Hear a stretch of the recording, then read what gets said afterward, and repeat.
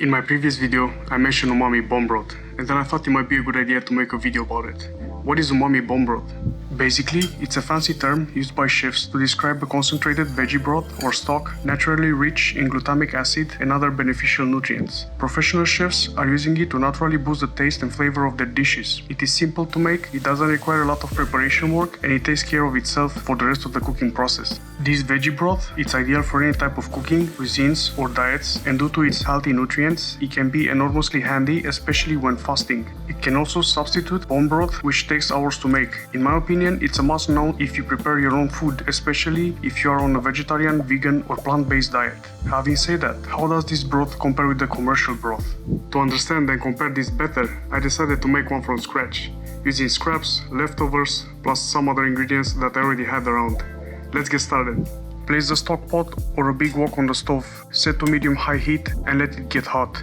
Add the oil to the hot wok, followed immediately by the scraps and leftovers. I'm using mushrooms, celery, garlic, onion, green paprika pepper, black peppercorns, and bay leaf.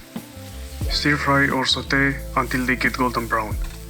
Just let the Maillard reaction do its thing. Once your vegetables turn golden brown, optionally you may add brandy or vodka. I'm using rice vodka in this case. The reason I added is because I had some leftovers from a previous party, and it also helps a bit extracting the flavor from the vegetables. However, I strongly advise you not to try this at home unless you are experienced. After the alcohol evaporates, add the soy sauce, homemade chickpea juice, and let it boil for several minutes.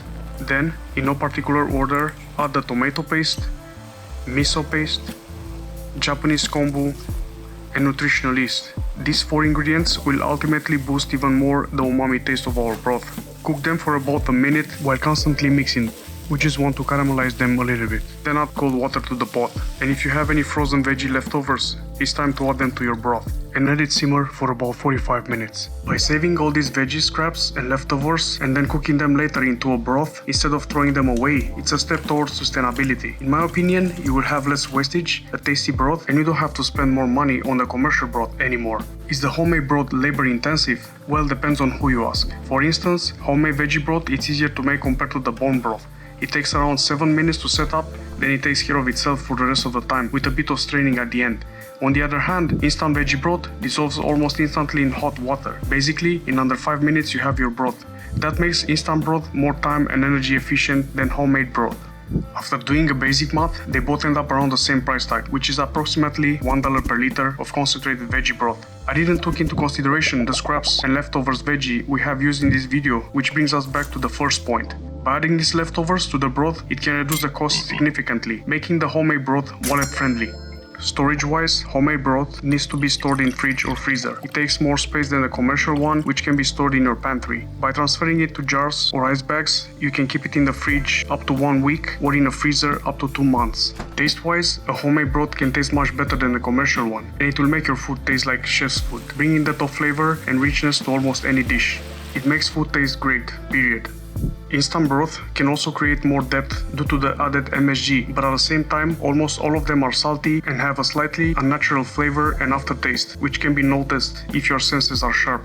By having control over the ingredients, homemade broth tend to be healthier than the commercial broth. Here is why. Commercial veggie broth in any form contains a fairly high amount of sodium, genetically modified ingredients, and often preservatives, synthetic aromas, and coloring. Homemade broth, made out of organic vegetables, is rich in fibers, vitamins, minerals, and amino acids, which are essential to us.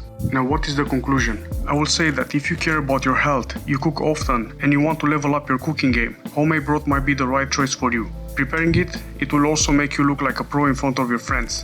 On the other hand, if cooking is not your thing, you are a busy person, and you probably don't have enough time to cook, then instant veggie broth will suit you better. However, if you decide to go with a commercial broth, try at least to look for healthier alternatives. I'm pretty sure that nowadays they are more present in stores. Having said that, I hope this was informative and answered you some questions. Thank you for watching. Until next time, cheers!